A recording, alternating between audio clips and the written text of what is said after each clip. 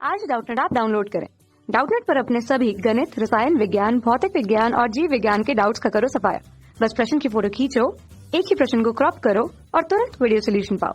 अभी डाउनलोड करें। हेलो नमस्कार दोस्तों, आज का हमारा प्रश्न है लैंगम्यूर सिद्धांत के अनुसार गैसों के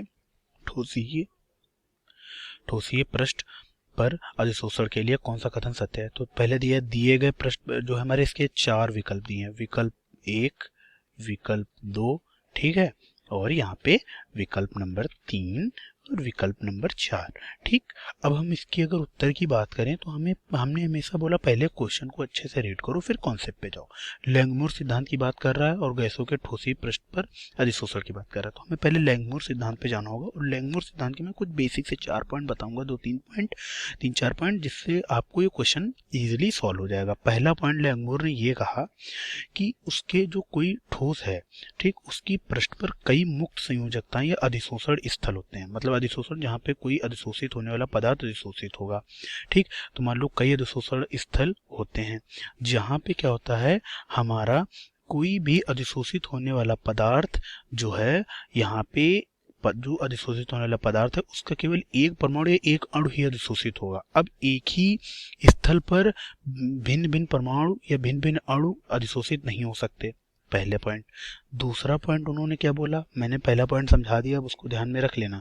हमने पहला पॉइंट ये बोला कि कई अधिशोषण स्थल होते हैं और उन पर अधिशोषित होने परमाणु या अधिशोषित होने पदार्थ का केवल एक परमाणु या एक अणु केवल एक स्थल पर ही अधिशोषित होता है, ठीक।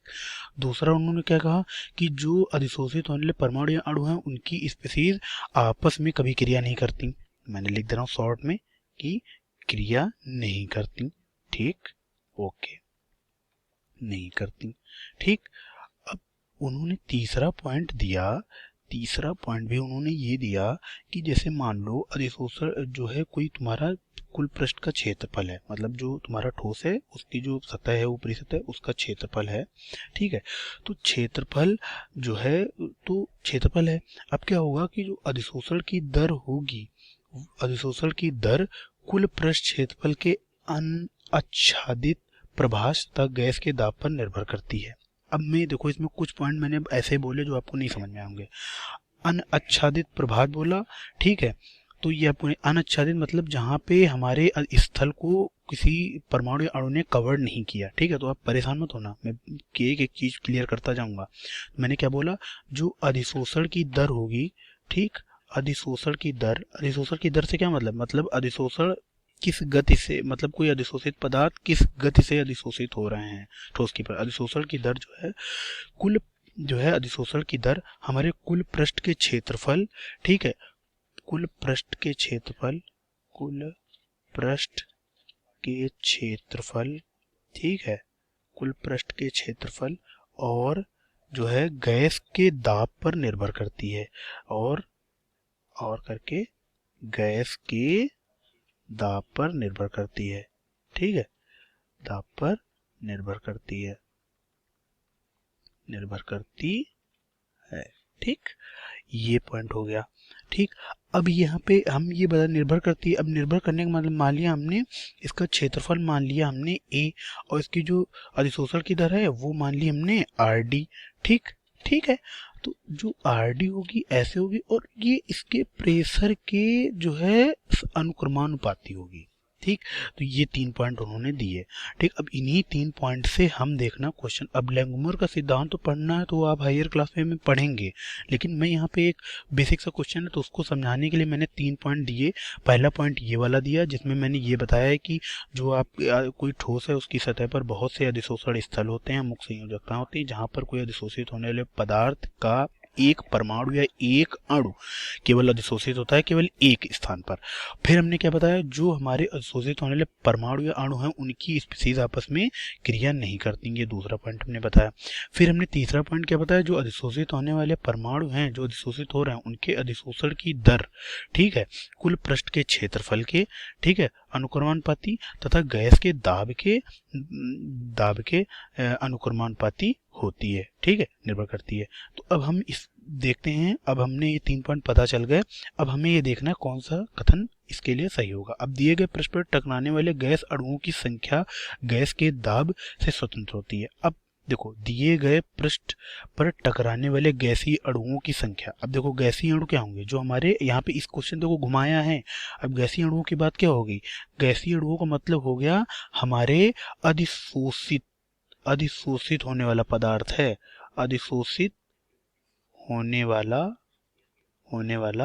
पदार्थ। ठीक, अब यहीं से हम पकड़ लेंगे अधिशोषित होने वाला पदार्थ। अब अधिशोषित होगा उसी की तो अधिशोषण दर होगी। ठीक है, तो क्या गैस के दाब गैस के दाब से स्वतंत्र होती है? नहीं, मैंने तीसरे पॉइंट में क्या बताया, गैस के दाब पर निर्भर करती है, मतलब नहीं होगी। ये ऑप्शन हमारा गलत होगा। अधिशोषित अणुओं के वियोजित होने की दर ढकी गई परत के क्षेत्रफल पर निर्भर नहीं, ये भी भाई गलत है, क्योंकि अधिशोषण की दर और विशोषण की दर, क्योंकि जो पदार्थ हमारे अधिशोषित होते हैं वही तो भैया हमारे वाष्पित होंगे।